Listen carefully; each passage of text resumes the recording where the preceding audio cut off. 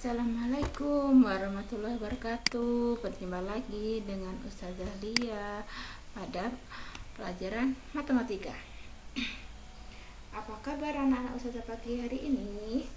Alhamdulillah, luar biasa. Allahu Akbar. Mari sebelum kita belajar, kita berdoa dulu. Bismillahirrahmanirrahim.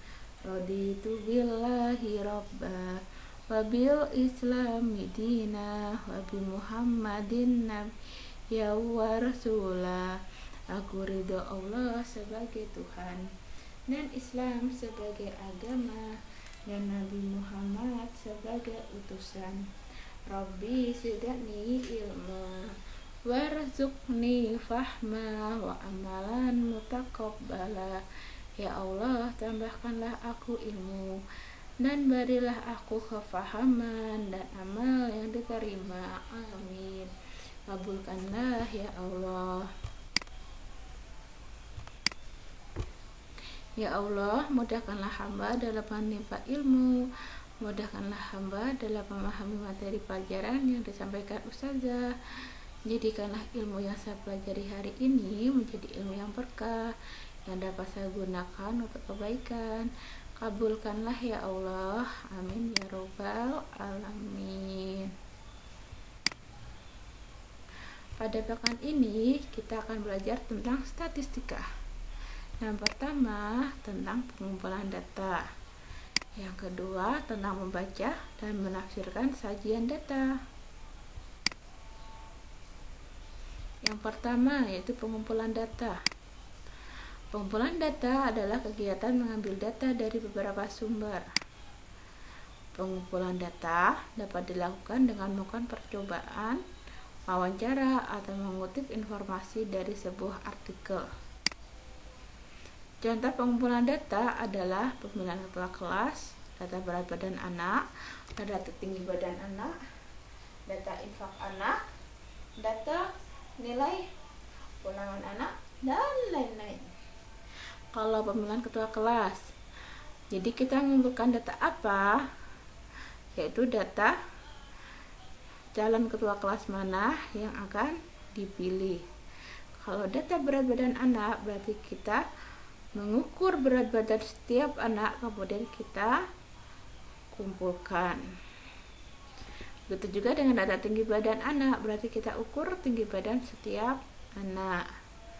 Kalau data infak anak, berarti kita mewawancarai setiap anak, infaknya berapa. Yang kedua yaitu membaca dan menafsirkan sajian data. Yang pertama yaitu membaca sajian data dalam bentuk tabel. Yang kedua membaca dan menafsirkan sajian data dalam bentuk diagram. Yang pertama kita membaca sajian data dalam bentuk tabel. Saya punya tabel nilai matematika kelas 4 Ibnu Sina sebagai berikut tabelnya. Nilai 60 ada 3 anak yang dapat nilai, ada 3 anak. Nilai 70 ada 7 anak. Nilai 80 ada 11 anak. Nilai 90 ada 9 anak. Dan nilai 100 ada 6 anak. Ustazah ada pertanyaan. Nilai matematika terendah kelas Ibnu Sina adalah, kita baca tabelnya di atas pada kolom nilai, yaitu nilai yang terendah adalah 60. Pertanyaan yang kedua, jumlah anak kelas Ibnu Sina adalah, jadi kita menjumlahkan anak Ibnu Sina. Kita lihat kolom banyak anak, yaitu 3 ditambah 7 ditambah 11 ditambah 9 ditambah 6 sama dengan 36. Pertanyaan yang ketiga, jumlah anak yang mendapat nilai 80 adalah, kita lihat nilai 80 yaitu ada 11 anak. Selanjutnya kita membaca dan menafsirkan sajian data dalam bentuk diagram. Nah, dalam bentuk diagram kita mempelajari 3 jenis diagram. Yang pertama, diagram gambar. Yang kedua, diagram garis. Yang ketiga, diagram batang. Yang pertama yaitu diagram gambar. Saya punya diagram hasil panen apel. Nah, hasil panen apel. Maaf ya, ini ada salah ketik di bawahnya yaitu keterangan. 1 apel utuh itu untuk 10 kg. Setengah apel untuk 5 kg. Kelebihan 01 ya nak. Saya ulangi, 1 apel utuh itu mewakili 10 kg. Setengah apel untuk 5 kg.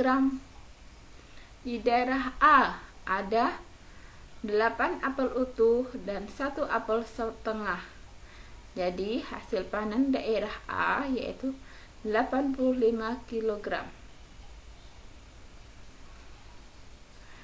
Dan daerah B ada 5 apel utuh, maka hasil panennya yaitu 50 kg.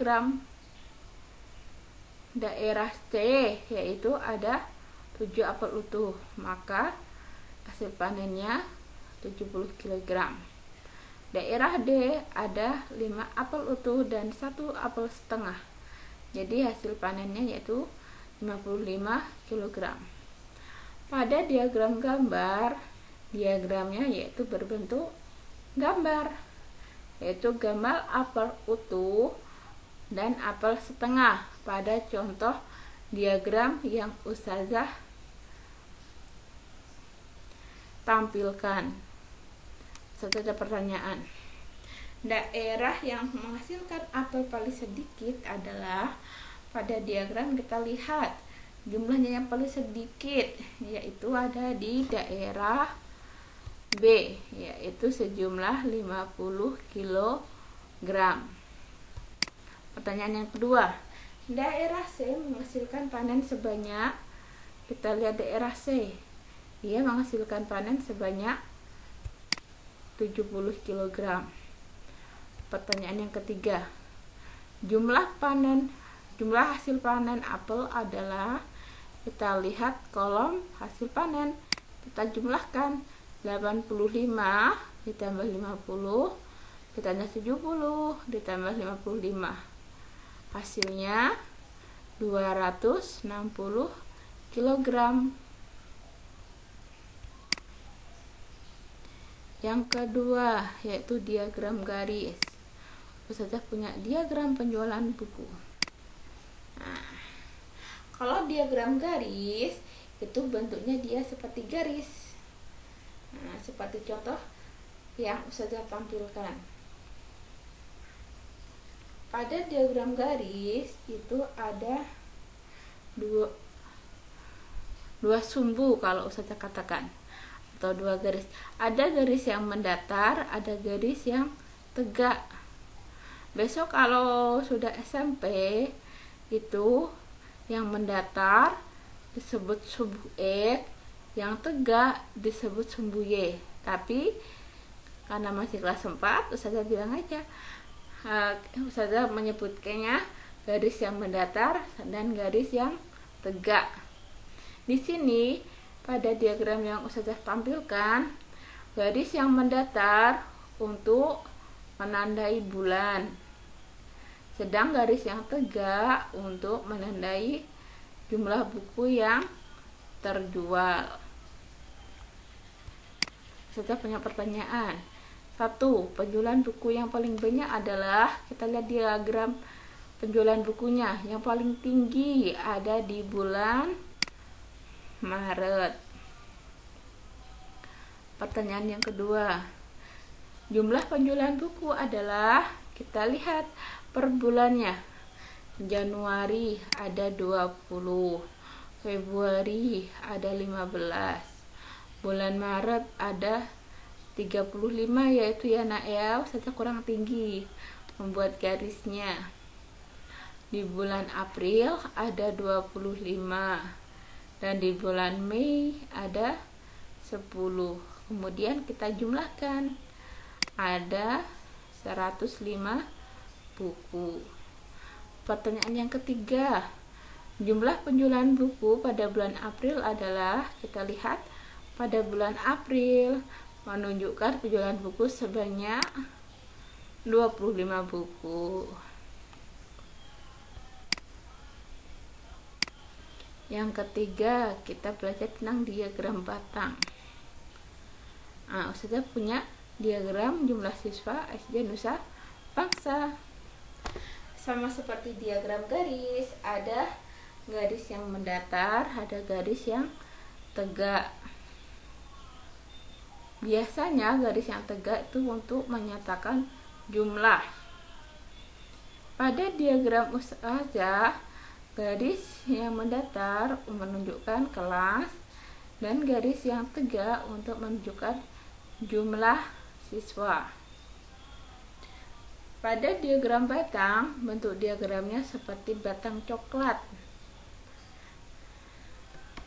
Makanya disebut diagram batang. Ustazah punya pertanyaan. Jumlah siswa SD Nusa Bangsa adalah, kita jumlahkan dari kelas 1 sampai kelas 6 berdasarkan data diagram jumlah siswa SD Nusa Bangsa. Kelas 1 ada 50, kelas 2 ada 30, kelas 3 ada 40, kelas 4 berhenti di tengah-tengah 60 dan 70, maka 65. Kelas 5 ada di 50 anak, dan kelas 6 ada 30 anak. Kemudian kita jumlahkan, hasilnya 265 anak. Pertanyaan yang kedua, jumlah siswa kelas 3 adalah, kita lihat diagram. Pada kelas 3 jumlah anaknya ada 40 anak. Pertanyaan yang ketiga, jumlah siswa paling sedikit adalah, pada diagram yang paling sedikit adalah 30, ada di kelas 2 dan kelas 6. Sekian materi statistika yang Ustazah sampaikan kepada anak-anak Ustazah. Semoga anak-anak Ustazah yang soleh-soleha memahami materi yang Ustazah sampaikan. Ingat, matematika mudah, saya suka matematika. Sekian materi dari Ustazah. Assalamualaikum warahmatullahi wabarakatuh.